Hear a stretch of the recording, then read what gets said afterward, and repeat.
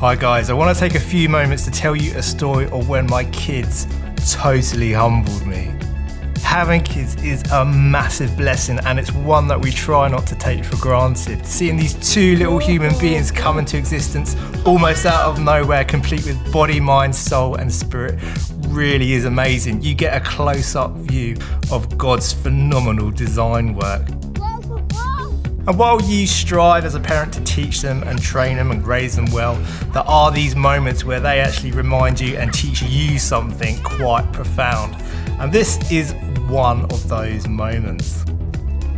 A while back we started giving them pocket money, as you do, and we came up with a plan, and that was to give them their pocket money in silver coins. So they get a 50p, two 20s and a 10, and the deal is every time they get pocket money they have to choose one coin to put in the giving jar for God.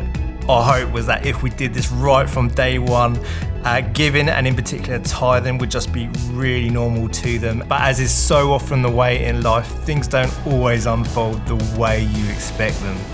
So what actually started to happen was they got really excited about the giving jar, about giving to God, and sometimes they put all their pocket money into it. Other times they give God the 50p because that was the biggest coin. Sometimes they would give 70 or 80 pence and they just keep 10 or 20 for themselves. As a parent, you'd think I'd be really proud watching my kids discover the joy of giving, but actually I was in a little world of pain. I really had to bite my lip. I was looking on thinking, don't you realise you could buy all these amazing toys with this money? If you save it up, you could buy stuff, you could buy sweets, you could have a fun time. You only have to put the 10p in, you only have to give 10%. It obviously revealed the materialism that's still very much present in my own life. So we started doing this giving jar about 20 months ago, and since then my kids have definitely learned the value of money, that coins equals toys, but they still give loads into the giving jar, and it's still painful for me as a parent. But that's what kids do, they can teach you something beautiful. And naturally the passage which we all go to when we talk about childlike faith is Matthew 18, where it says, unless you turn and become like children, you will never enter the kingdom of heaven. And it goes on, but the interesting thing is it never uses the word faith. It uses quite a different word, and probably a less popular word. It says whoever humbles himself like this child is the greatest in the kingdom of heaven.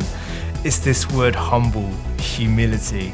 In Jesus' day, children were very much second-class citizens. They had no rights, they had very little choice about their future. The same is largely true of our kids. They're very much dependent on us for pretty much everything. There's very few significant decisions that they really get to decide.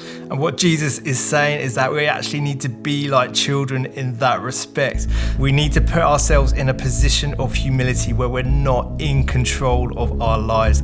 Giving is definitely something that humbles us. 10%, if you give that, is a huge amount of money to a lot of us. It's just enough to actually take a lot of control away from us and put us into that position of dependence on God, where we really have to rely on Him. This actually applies to our whole lives, lived out as an act of worship as we seek to follow Jesus.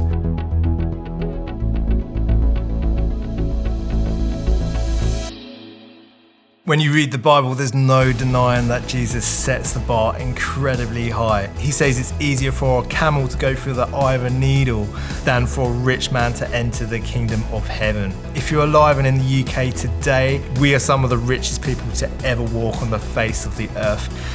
Some of this stuff is so difficult. Why is it that Jesus requires these difficult and painful things from us and then throws out statements like, my yoke is easy, my burden is light?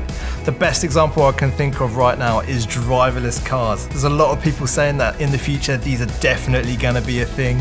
And if that's the case, you can imagine there's going to be this moment of taking your hands off the steering wheel where you relinquish control, and it's going to be terrifying. It's going to be nerve-wracking. Although we may have been told many times this thing can do the job better than you, it's actually only going to be borne out through experience. that we really trust it. And it's the same with Jesus. We have to go through the initial pain of taking our hands off the steering wheel of our lives, relinquishing control. It's going to take a while, but eventually we're going to realize he can do a much better job. My yoke is easy, my burden is light, but the only way we get there is through childlike humility. We can rest because Jesus is in control.